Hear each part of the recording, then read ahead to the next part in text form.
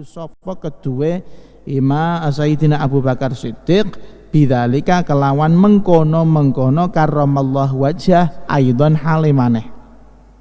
Wa inna ma kana lan angin pestine ana isti'malu dzalika apa nggunakake mengkono karramallahu wajhah fi haqqi aliyin ing dalem haqqi Sayyidina Ali aksara kelawan luweh akeh li anna adama sujudihi krana sak temene ora anane sujude Sayyidina Ali li sonamin marang brahala amrun iku perkara mujmaun kang den sepakati alaihi apa ing atase amr li annahu krana Sayyidina Ali aslama iku mlebu Islam sinten Sayyidina Ali wa huwa hale utawi Sayyidina Ali mumayyizun iku bocah kang wis tamyiz wis mudeng wasahhalan wis bener islamuhu apa islami Sayyidina Ali hina idzin ing dalem mengkono nalikane sobi ala khilafi madhabina ing atase perbedaan madhabi kita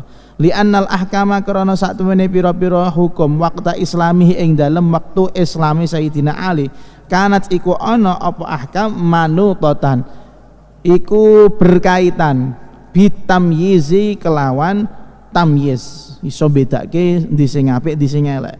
Summa ba'da dzalika nuli keri-keri sak badane mengkono ahkam nusikha den mansukh dzalikal amru apa mengkono perintah wa unitat lan den gantungake den kaitake apa ahkam bil bulughi kelawan baligh kama kaya barang bayana kang wis nerangake hu ing ma al Baihaqi sapa Imam Baihaqi wa ghairuhu lan liyane Imam Baihaqi.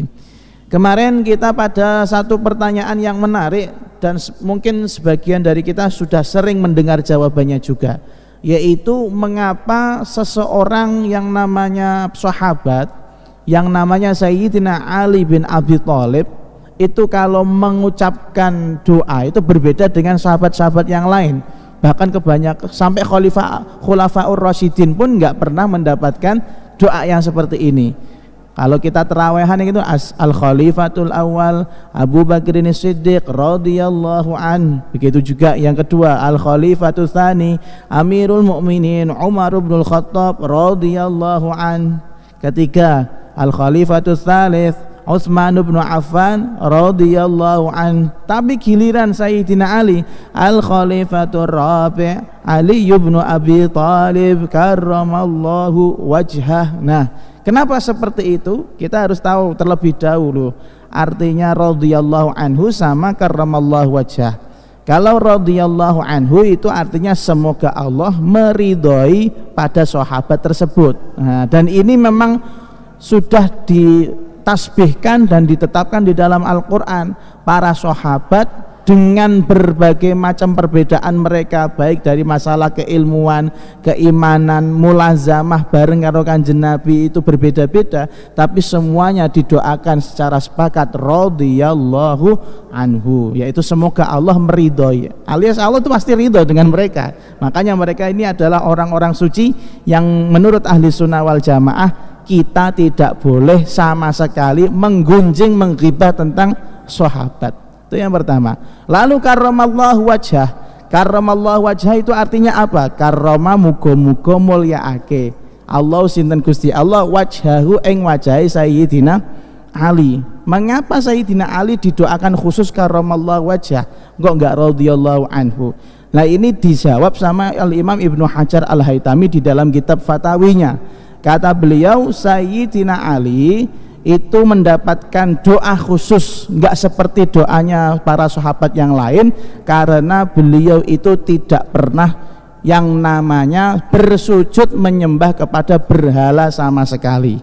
Maka karena itulah kita cari atau berikan doa yang paling pantas untuk memuliakan wajahnya Sayyidina Ali. Nah, jadi gitu, karramallahu wajah, semoga Allah memuliakan wajah Sayyidina Ali, itu karena Sayyidina Ali tidak pernah sama sekali bersujud kepada berhala. Bathuke niki mboten nate nempel tinggine bumi kejaba sujud maring Gusti Allah Subhanahu wa taala. Lah, kemudian pertanyaan selanjutnya, yang dimaksud wajah ini betul-betul wajah yang hakiki atau yang bagaimana? Ya gitu kan. Maka di sini ada yang mengatakan iya, wajah yang disebut di dalam doa itu ya memang wajahnya Sayyidina Ali, tidak pernah sujud kepada yang namanya berhala. Atau bisa diartikan alias wajahnya Sayyidina Ali dijaga oleh Allah Subhanahu wa taala sehingga tidak pernah menghadap kecuali kepada Allah. Makanya alhamdulillah kebanyakan ilmu-ilmu yang ada di Nusantara ini masdarnya kembalinya ke Sayyidina Ali. Mas pakai perasaan ya, pakai perasaan. Ana madinatul ilm wa aliyun babuha. Di dalam hadis yang terverifikasi maudhu ya, saya katakan Nabi, saya ini adalah godangnya, kotanya keilmuan, tapi kalau mau masuk ilmunya harus lewat siapa? Sayyidina Ali. Saking mulianya Sayyidina Ali. Lalu kemudian ternyata kalau masalah sujud-sujud kepada berhala itu ternyata ada juga sahabat lain yang nggak pernah sujud kepada berhala. Di sini diceritakan menurut qaul yang mu'tamad, yaitu Sayyiduna Abu Bakar As-Siddiq radhiyallahu anhu belum pernah terdengar beliau itu pernah sujud kepada berhala. Memang betul-betul bathuke niku mboten nate nempel sujud ing bumi krana tenggene berhala, nggak pernah.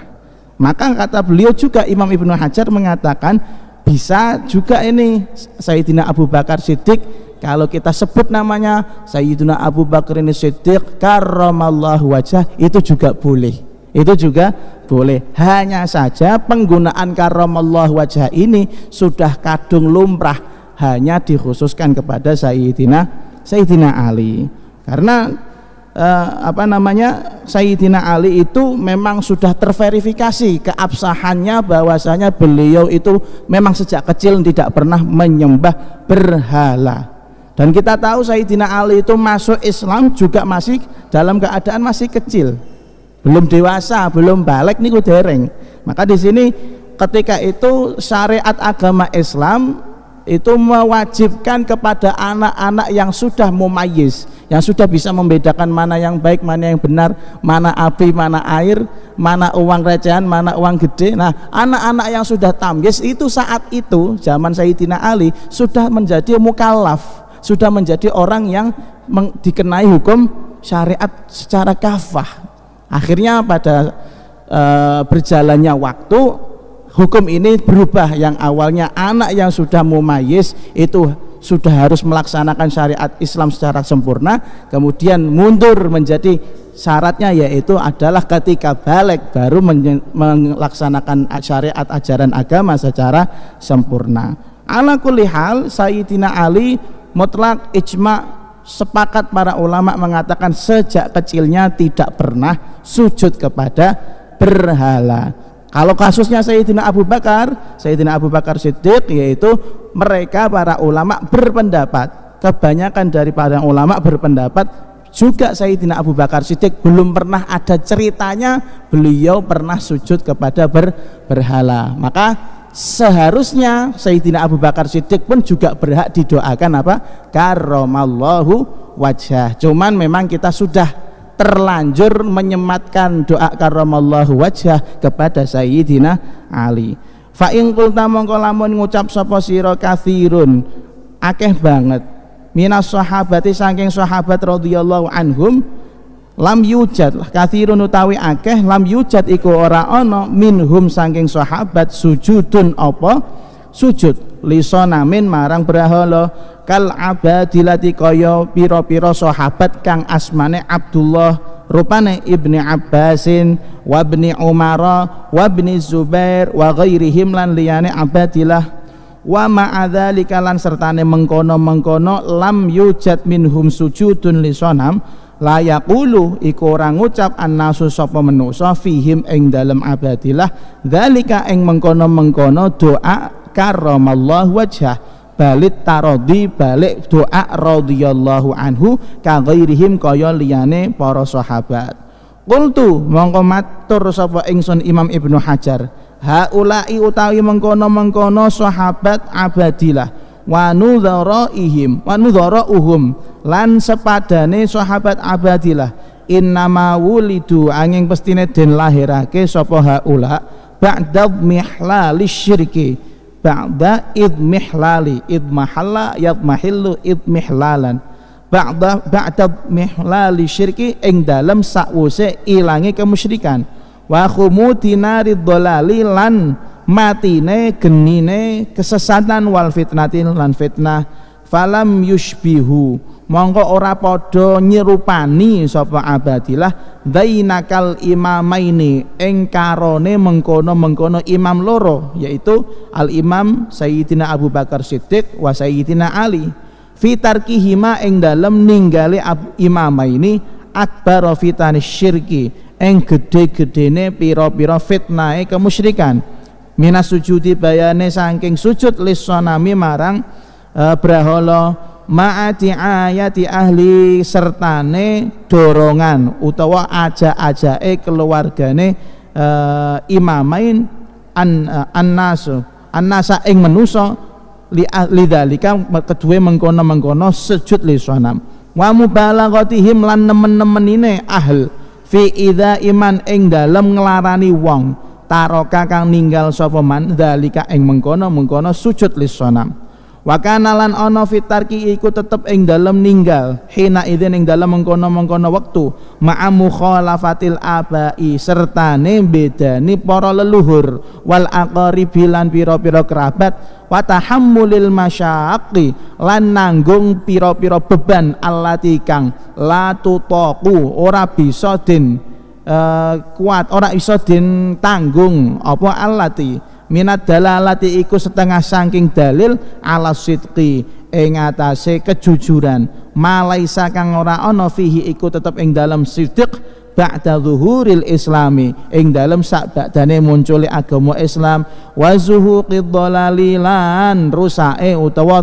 tenggelame kesesatan fana sabba mongko nyocoki haluhuma apa keadaan karone imamaini ayyumayyaza apa yen to den bedakake sapa imamaini an baqiyatis sahabati saking sekarine pira-pira sahabat bihadhil khususiyatil uzma sebab ikilah kekhususan kang agung radhiyallahu taala anhuma wa karramallahu wajhahuma.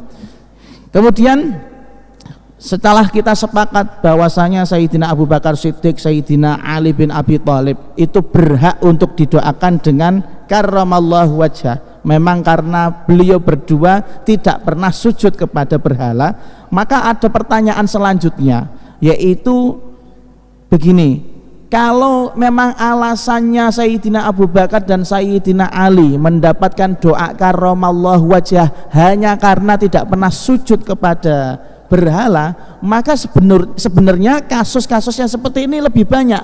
Ada banyak sahabat yang terverifikasi memang tidak pernah sujud kepada berhala. Contohnya Abdullah ibn Abbas, Abdullah ibn Umar, Abdullah bin Zubair dan lain-lainnya, yaitu sahabat-sahabat yang masih muda-muda. Maka bagaimana mereka? Mereka ini kok tetap mendapatkan radhiyallahu anhum tidak karramallahu wajah, padahal ya cetha mboten nate sujud ing kene berhala. Maka dijawab sama Al Imam Ibnu Hajar, oh tunggu dulu, sahabat seperti Abdullah bin Umar, Abdullah bin Zubair, Abdullah bin Abbas dan lain-lainnya yang mana mereka adalah sahabat-sahabat muda yang enggak pernah sujud kepada berhala, itu kita lihat dulu lahirnya kapan. Itu bocah-bocah bayi gitu loh. Mereka itu sahabat-sahabat yang lahirnya setelah kemusyrikan itu hilang. Musyrik sudah hilang, Kanjeng Nabi sudah hijrah, kemudian kesesatan sudah mulai hilang, maka keadaan mereka tidak bisa disamakan dengan keadaannya Sayyidina Ali dan Abu Bakar Siddiq yang jelas-jelas as-sabiqunal awwalun, orang yang pertama-tama masuk Islam. Karena keadaan kondisinya para Abadilah yaitu Abdullah bin Abbas, Abdullah bin Umar, Abdullah bin Zubair bin Awam ini mereka lahir sudah di keadaan orang-orang wis Islam kabeh. Sementara Sayyidina Ali sama Sayyidina Abu Bakar beda kondisinya. Mereka hidup lahir di tengah-tengah masyarakat yang masih musyrik. 99% musyrik semua. kemudian sujud kepada Allah itu kayak aneh gitu loh, bid'ah gitu ya.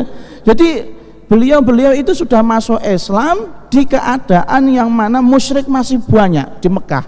Lalu kemudian sudah begitu keluarga mereka adalah gembong-gembongnya orang-orang yang mengajak agar menyembah kepada berhala. Bayangno kiai duwe anak murtad misalnya, kan kayak seperti itu contohnya. Kayak apa beratnya seorang Abu Bakar Siddiq dan Sayyidina Ali yang mana kedua-duanya berasal dari keluarga yang tokoh agama kemusyrikan di situ.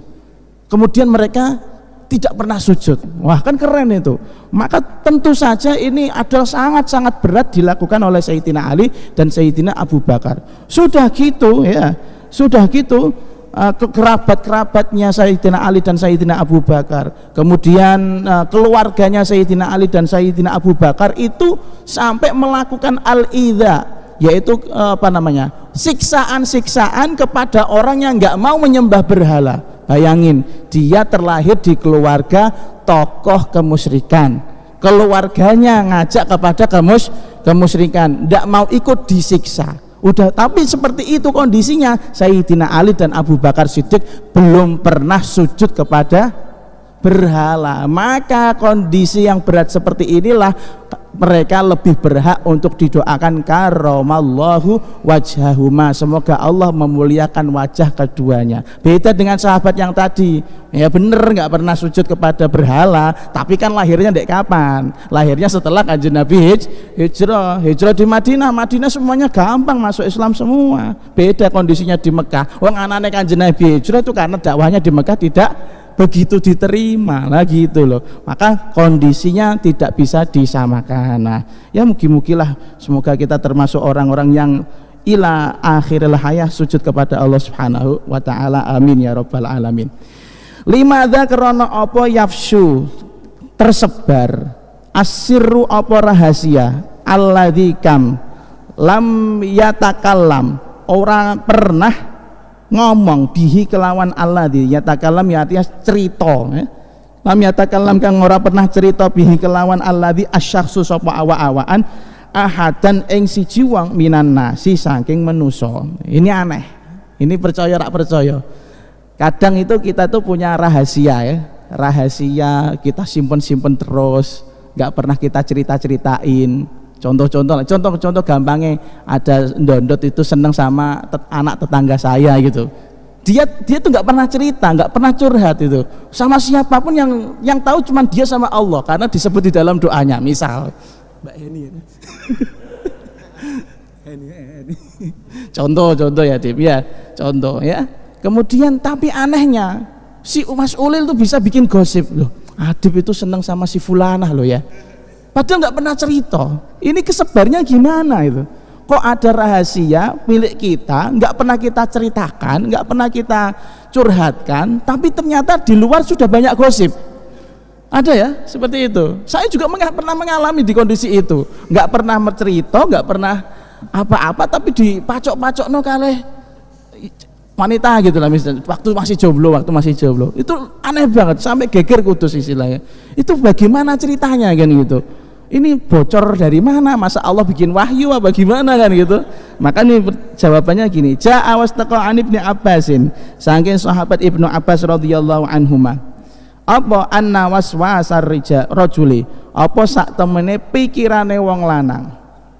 Ya, pikiran waswasar rajul, anggaplah pikiran nggih.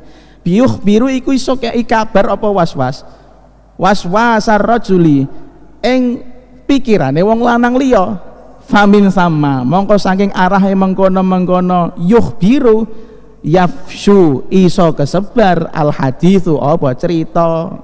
Wajah alan wastaqan Umar saking Sayyidina Umar radhiyallahu anhu annahu apa sak temene Sayyidina Umar haddatsa iku bisik-bisik ngomong sapa kan Sayyidina Umar nafsahu ing awak dhewe Sayyidina Umar bisain kelawan suwi-wiji walam yuzhir lan ora pernah ngetokake sapa Sayyidina Umar hu ing syai li ahadin marang wong liya, siji-siji wong liya.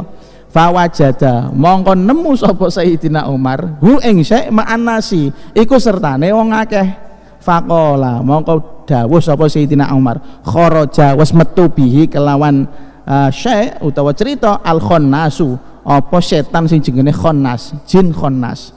Wa waqa'alan numibake apa khonnas li ghairihi marang liyane nas aidon hale maneh. Nah, tadi pertanyaan lucu. Jadi sering terjadi. Kenapa seringkali rahasia kita sendiri yang nggak pernah kita ceritakan, tapi ternyata ada gosip di luaran tentang kita dan hal yang kita pikirkan. Ya, contoh tadi ya, Mas Adib senang sama anak tetangga saya, tapi dia nggak pernah cerita sama siapa-siapa, nggak pernah cerita ibunya, nggak pernah cerita sama saya, nggak pernah cerita sama tetangganya. Tapi kok ternyata gosipnya sangat-sangat luar biasa di masyarakat, heboh. Ini si Adib seneng sama si Fulana, tergila-gila sama Fulana. Padahal dia nggak pernah chattingan, nggak pernah ketemuan, nggak ada bukti kalau pernah berhubungan. Kok bisa? Kok bisa? Ternyata jawabannya ada dari riwayat Sayyidina Ibnu Abbas. Beliau bercerita bahwasanya kita harus tahu orang yang punya pikiran itu bisa nyetrum sama pikiran orang lain. Ya, bisa mentransfer ya. Jadi kalau kita punya getaran di dalam hati itu, kalau orangnya klik, connect, itu bisa transfer itu tanpa ngomong itu tiba-tiba kamu habis ini ya gitu ya, kamu suka ini ya, seperti itu. Ada ceritanya seperti itu.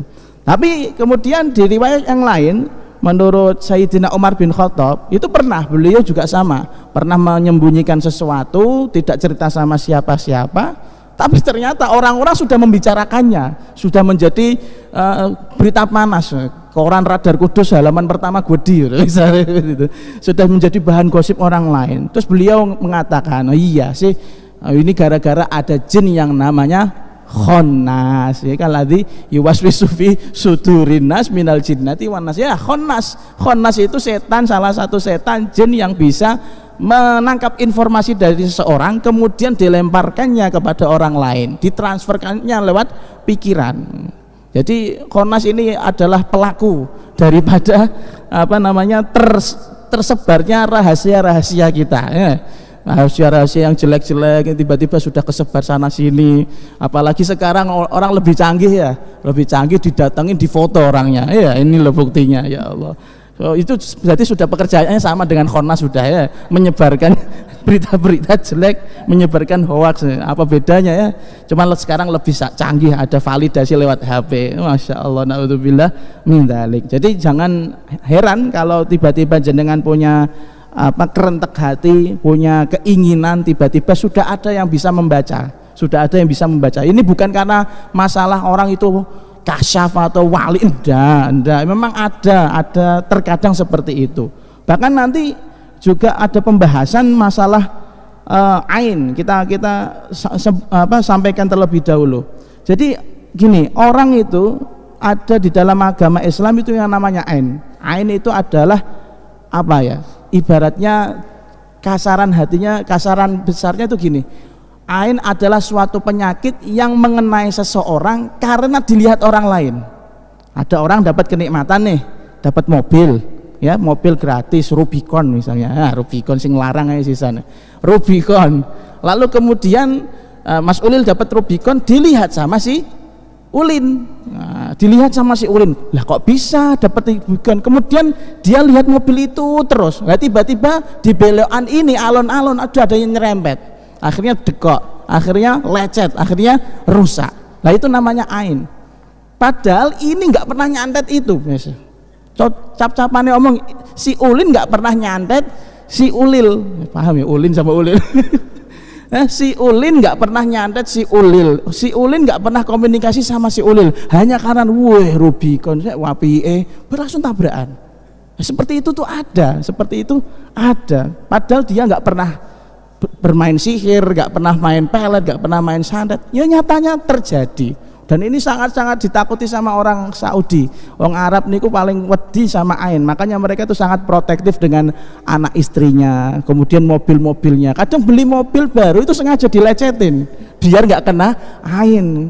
Pokoknya kalau ada orang memuji barang-barangnya, memuji istrinya, memuji anaknya, takutnya ada yang celaka pada kenikmatan yang diterimanya gitu. Naudzubillah min dzalik. Apalagi cuman cerita di gini hati ya. Orang sudah bisa melihat gerak-gerik orang lain kan, sudah bisa membaca kan.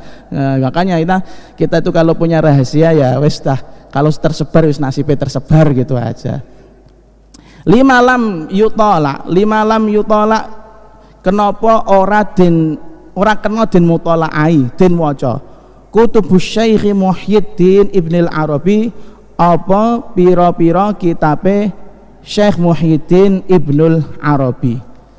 Ini ada salah satu ulama yang mana kontroversial sekali ajarannya, namanya Al-Imam Ibnul Arabi.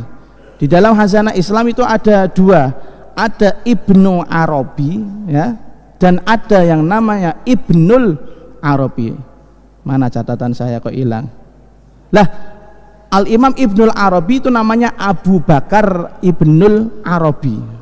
Nah, di sini yang dimaksud adalah Ibnul Arabi yang paling bahaya, yang pakai al ya, Ibnul Arabi. Padahal kita tahu orangnya min auliyaillah, orangnya orang yang soleh, tapi ajarannya ini sangat berbahaya kalau dikonsumsi oleh orang awam. Makanya sampai akhirnya terjadi pelarangan membaca kitab-kitabnya Al-Imam Ibnul Arabi. Kenapa dilarang?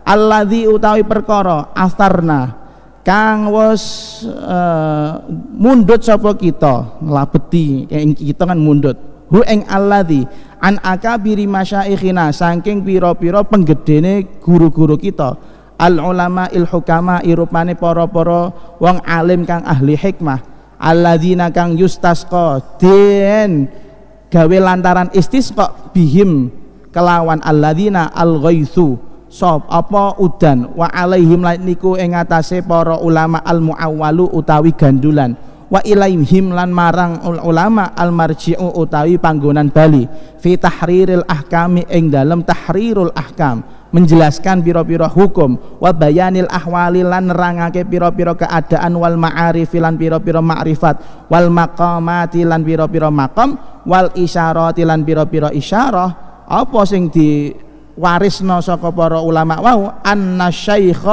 Muhyiddin Ibnu Arabi apa iku sak temene Syekh Muhyiddin Ibnu Arabi min auliyaillah taala iku setengah saking pira-pira waline Gusti Allah taala, wa al arifina kang padha wa ahli makrifat, wa minal ulama ilan iku setengah saking pira-pira ulama al amilina kang nglakoni ilmune, wa qadit tafaqu lan padha mufakat sapa para ulama ala annahu ing atase sak temene Ibnu Arabi Muhyiddin kana iku ana sapa al Imam Ibnu Arabi a'lama ahli zamanihi iku paling alim-alime wong zamane Ibnu Arabi, bihaitsu innahu kelawan sekirane sak temene Imam Ibnul Arabi fi kana iku ana sapa Ibnu Arabi fi kulli fannin ing dalam saben-saben fan keilmuan majbuan iku wong kang den ikuti, la tabian ora wong kang anut, wa innahu lan sak temene al Imam Ibnul Arabi fit tahqiqi ing dalam hakikate, wal kasfi lan ing dalam ilmu kasyaf, wal kalami lan ing dalam kalam, alal farqi ing atase al farq perbedaan, wal jam'i lan perkumpulan, bahrun iku segara la yujaro kang ora kena ditantang apa bahar, wa imamun lan imam la yughalat kan ora kena den salah-salahake, wala yumara lan ora kena den debat, wa innahu lan sak temene al Imam Ibnu Arabi aura'u ahli zamanihi iku paling wiraine wong zamane Ibnu Arabi, wa alzamahum lan paling netepine ahli zamanihi lis sunnati kedue sunnah, wa a'dhamihim wa a'dhamahum ngapunten, wa alzamahum wa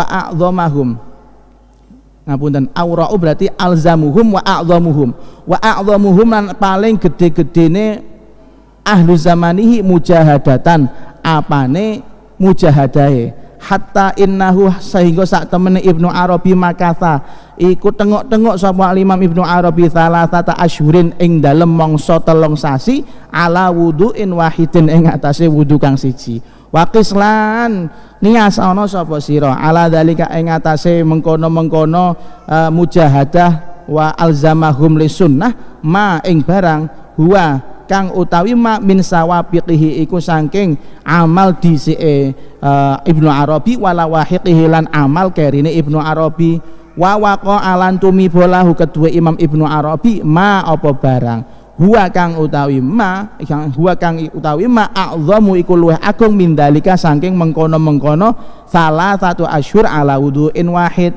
wa minhu lan iku setengah saking a'zamu ma annahu sak temene Ibnu Arabi lama sonnafa nalikane nganggit sapa Ibnu Arabi kitabahu ing kitabe Ibnu Arabi rupane kitab Al-Futuhat Al-Makkiyah wa doa mongko nyelehake sapa Imam Ibnu Arabi hu ing kitab ala zuhril Ka'bati ing atase dhuwure Ka'bah waraqan ing kertas min ghairi wiqayatin saking tanpa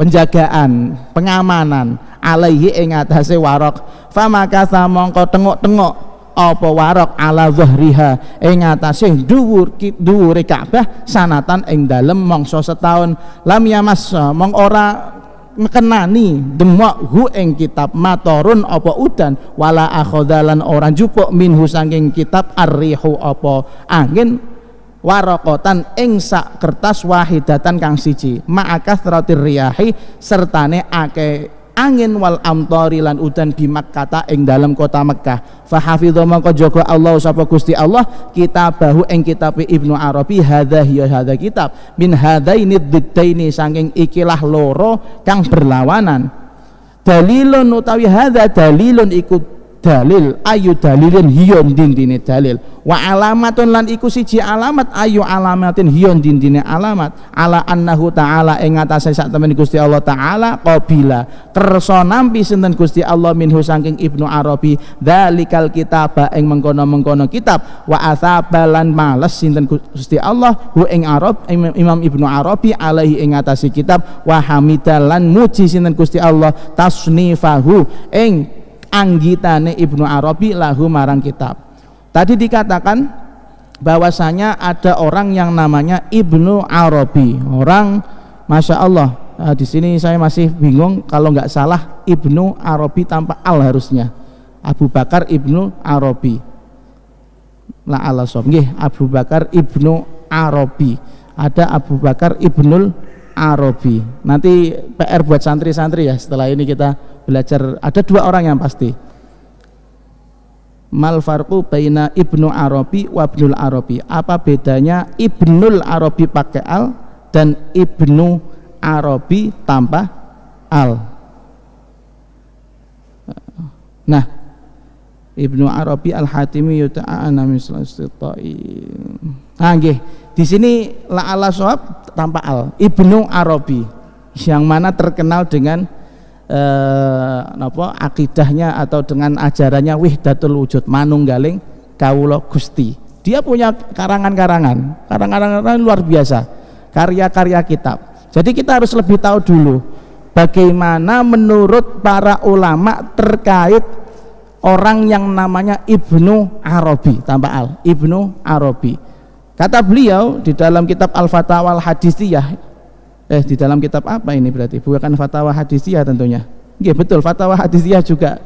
Imam Ibnu Hajar Al-Haytami mengatakan bahwasanya beliau mengambil cerita daripada guru-guru beliau yang sama-sama mereka adalah ahli hikmah. Mereka yang mana kalau istisqa itu langsung turun hujan. Mereka itu adalah yang menjadi pegangan. Jadi Imam Ibnu Hajar Al-Haytami punya guru-guru min auliyaillah. Semuanya mengatakan bahwasanya Muhyiddin Ibnu Arabi adalah salah satu walinya Allah Subhanahu wa Ta'ala dan salah satu ulama yang mengamalkan ilmunya. Nah, jadi sekali lagi yang kita lihat bukan kewaliannya, ilmunya dulu, termasuk walinya Allah Subhanahu wa Ta'ala dan termasuk ulamanya Allah Subhanahu wa Ta'ala. Nah, dan mereka mengatakan ittafaqu, para ulama ijma sepakat bahwasanya Muhyiddin Ibn Arabi adalah orang yang paling alim di zamannya. Karena yang dikuasai bukan hanya satu ilmu keilmuan saja, tapi berbagai macam keilmuan. Kana fi kulli fannin majmu'an la tabi'an. Imam Ibnu Arabi itu posisinya saat itu adalah imam dari segala jenis keilmuan, bukan menjadi makmum dari keilmuan. Kalau kita kan harus makmum, taklid ya, harus taklid kepada seorang imam. Sementara Ibnu Arabi tidak, beliau itu imamnya, beliau itu pimpinannya. Kalau beliau taklid itu bukan imam namanya, bukan imam. Lalu kemudian seorang Ibnu Arabi ini karena sudah keilmuannya sangat tinggi, la yujaro, yaitu beliau jangan sampai ditantang. Karena yang nantang pasti kalah gitu maksudnya. Wala yumaro, dan jangan diajak debat karena mesti menang beliau, dalilnya lebih banyak, mutola'ah luweh akeh gitu loh, baca kitabnya lebih banyak. Dan yang keempat yang harus kita ketahui tentang Ibnu Arabi, walaupun dengan segala kehebatan ilmunya, segala ketinggian takwanya dan segala ketinggian kewaliannya, awra'u ahli zamanihi, orang yang paling wirai di zamannya. Wirai itu di atasnya zuhud. Jadi kalau orang zuhud niku kan hanya sekedar hatinya tidak tertarik dengan dunia walaupun punya. Tapi kalau warok itu lebih tinggi lagi. Warok itu adalah seperti contohnya, ngapunten nih, contoh yang ada di depan, baduman makanan buka puasa. Ini kan halal toh nih, nanti kalau diambil, kita ambil ya, dondot ambil ya nggak apa-apa, halal ya, halal. Tapi kalau orang wirai sudah tahu itu halal, nggak mau ngambil karena dia wirai, isin. Masa aku melu rebutan, biarlah orang lain aja yang menikmati. Ini namanya wirai. Kalau zuhud itu bukan zuhud itu kadang rak doyan muni zuhud ya. Rak doyan muni zuhud. Nah, ini beda. Wirai itu adalah menganggap dirinya belum pantas atau tidak pantas untuk mengambil yang bukan haknya walaupun itu halal. Seperti contoh misalnya ada pengajian, kemudian ada makanan, melu rebutan, boleh, rebutan itu boleh karena memang disediakan untuk pengajian, tapi dia tidak melakukan karena wirailah. Beliau ini termasuk orang yang paling wirai di zamannya. Sudah begitu beliau adalah orang yang paling memegang sunnah atau tuntunannya Rasulullah Shallallahu Alaihi Wasallam, dan dikatakan beliau itu mujahadahnya, riadohnya, ibadahnya luar biasa. Pernah suatu saat diceritakan beliau itu pernah sekali wudhu untuk masa 3 bulan. Jadi selama 3 bulan tidak kentut, tidak buang air besar, tidak buang air kecil, suci selama 3 bulan. Betul nek awake dhewe, sithik-sithik hadas, sithik-sithik hadas. Engkon meneh malam Jumat hadas gede janabat. Nggih. Jadi beliau itu nggak pernah junub, nggak pernah hadas, masya Allah. 3 bulan, bayangkan. Wong kalau kita mendengar cerita ada seorang imam wali yang mana semalam suntuk ndak wudhu aja sudah hebat ya. Beliau pakai sholat subuhnya pakai wudhu, sholat isya itu sudah hebat. Lah ini 3 bulan wudhu 1. Mungkin pikirannya kita ini ada yang mosok sih. Nah, masalahnya kita pikiran bukan wali ya, bukan settingan wali, otak bukan wali ya, akhirnya menjadi hal yang mustahil karena menganggap wali sama dengan dirinya. Nah, coba kalau dia settingan awake wali, wah masya Allah, nggak usah jauh-jauh deh. Orang ketika umroh, kesetnya di Jawa mesti makan jamaah ning masjid. Ya, karena vibesnya itu ya, karena getarannya masya Allah, jamaah, gak melu jamaah isin, ya gak. Nah, tapi kalau sudah di Jawa ya beda meneh. Ya senajan masjid ning ngarepan omah ya rak mangkat. Naudzubillah min dzalik. Kembali lagi, Imam Ibnu Arabi pernah 3 bulan wudu sekali, tidak pernah batal, tidak pernah hadas, tidak pernah junub. Lalu yang paling kelihatan lagi karomahnya, beliau pernah mengarang sebuah kitab yang namanya Al-Futuhat Al-Makkiyah. Futuhat Al-Makkiyah ini dicoba sama beliau. Kalau memang saya ikhlas, ini kitab akan terus ada, dan memang masih ada sampai sekarang. Setelah beliau karang itu kitab, ditaruh di atas Ka'bah selama setahun, dibiarin, nggak dikasih pengaman, nggak dikasih apa-apa, wes pokok didokok, delok hilang apa ora. Kalau hilang berarti Allah nggak nerima amal saya, kalau masih ada berarti Allah terima. Masya Allah, selama setahun wala hilang 1 huruf pun, wala hilang 1 lembar pun masih ada utuh, nggak kena angin, enggak kena hujan, utuh. Karena kalau tulisannya orang-orang dulu itu kan masih pakai tinta-tinta mangsi sing blobor niku, enggak kena hujan. Bayangin, padahal di Mekah ya hujan ya ada, di Mekah itu angin yang kenceng, tapi enggak ada satu lembar pun yang hilang dari kitabnya. Luar biasa. Kitabnya karomah neh wonge kan gitu loh. Nah, jadi yang kita pikir seperti itu. Tapi dikatakan oleh para ulama, kitabnya jangan sampai dikaji oleh orang sembarangan. Loh, wali ngalim kenapa gak oleh diwoco, kenapa? Ini jawabannya insya Allah di pertemuan yang akan datang. Wallahu a'lamu bissawab. Bismillahirrahmanirrahim. Alhamdulillahirabbil alamin. Allahumma shalli wa sallim ala sayyidina Muhammad wa ala alihi wa sahbihi ajma'in. Rabbana anfa'na bima 'allamtana, rabbi 'allimna alladhi yanfa'una, rabbi faqihna wa faqih ahlana wa qarabatin lana fi dinina ma'a ahli al-qudri unsa wa dzakar, rabbi waffiqna wa waffiqhum lima tartadi qawlan wa fi'lan karama, warzuqil kulla halalan daima wa akhilla atqiya ulama, nuhdha bil khairi wa nukfa kulla syarr, rabbana waslih lana kulla syu'un wa aqirra bir ridha minkal uyun, waqdi anna rabbana kulla duyun qabla an ta'tiyana rusulul manun, waghfiris tur anta akram man sadar, wa salatullahi taghshal mustafa man ilal haqqi da'ana wal wafa bi kitabin fihi lin nasi shifa, wa alal alil kirami syurafa wa ala sahbil masabihil ghurar. Allahumma hdina bihudak waj'alna mimman yusari'u fi ridak wa la tuwallina waliyan siwak wa la taj'alna mimman khalafa amraka wa aswak, wa hasbunallah wa ni'mal wakil, wa la hawla wa la quwwata illa billahil aliyyil azim, wa sallallahu ala sayyidina Muhammad wa ala alihi wa sahbihi wa sallam, walhamdulillahi rabbil alamin. Assalamu alaikum warahmatullahi wabarakatuh.